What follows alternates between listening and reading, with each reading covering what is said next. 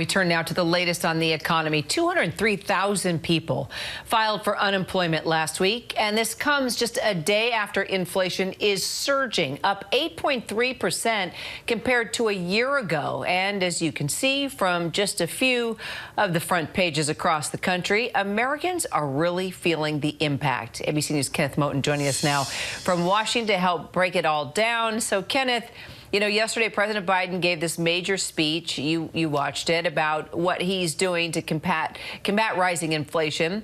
What's he actually doing specifically? Yeah, so many Americans are asking that question, Kira, and they want to see results. But the president keeps saying that he is reducing the cost and reducing the deficit. He's also putting more investments in infrastructure. He continues to give that line there as this country deals with and tries to fight inflation and the rising of costs to try to improve the economy. In Illinois yesterday during that farm tour, the president said another big part of tackling inflation, helping Ukrainians defend their country in the breadbasket of the world. The president saying Putin's war has cut off critical sources of food, but it's American farmers who are helping to reduce the cost by expanding production. His administration also helping those American farmers do that. So food prices, you know, we talk about American farmers and looking at food prices, you know, climbing for 17 consecutive months now. And we're seeing a rise in everything, as you know, from gas to rent to plane tickets, just to what we buy at the grocery store. And the president's been blaming, you know, this all on Putin. Putin's price hike, he keeps saying. So are they sticking by that mantra? And why do they think that that message is effective? Is it simply just because we're in the middle of a conflict?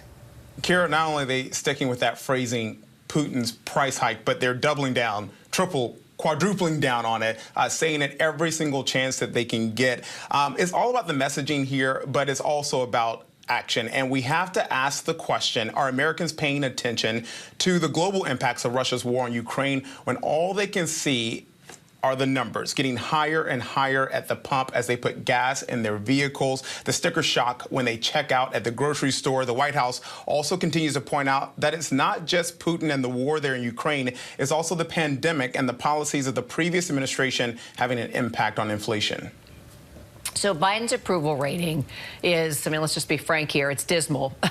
Our new ABC News Washington Post poll even showing 68% of Americans disapprove of his handling of the economy. So what is the White House trying to do to improve that and also everything that has happened since November?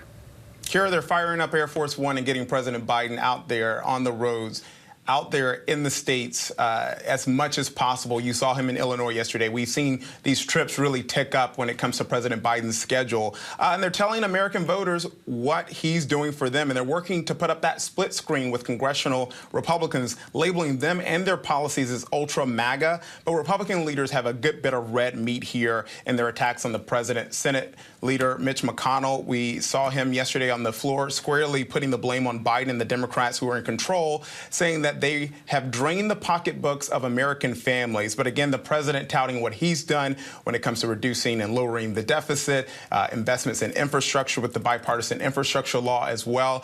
And Kira, the president told supporters at a Democratic fundraiser in Chicago last night that inflation is a challenge and it's, quote, going to scare the living hell out of everybody ahead of the midterm elections. Yeah, we're going to see a lot of stumping, a lot of campaigning before this November. It's going to be very interesting to follow all the messaging. Kenneth, thank you so much. Hi, everyone. George Stephanopoulos here. Thanks for checking out the ABC News YouTube channel. If you'd like to get more videos, show highlights, and watch live event coverage, click on the right over here to subscribe to our channel. And don't forget to download the ABC News app for breaking news alerts. Thanks for watching.